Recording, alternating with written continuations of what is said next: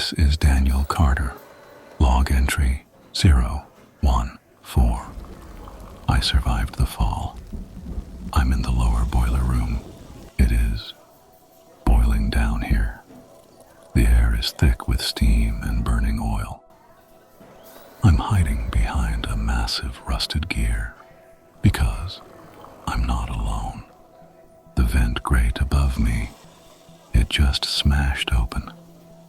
It dropped down into the room with me through the thick steam. I can see its silhouette against the furnace fire. It's unnaturally tall, and it's twitching. It's searching for me. If I should make a run for the heavy bulkhead door, comment yes. To authorize the escape, subscribe, please. Wait. The steam just cleared. It stopped.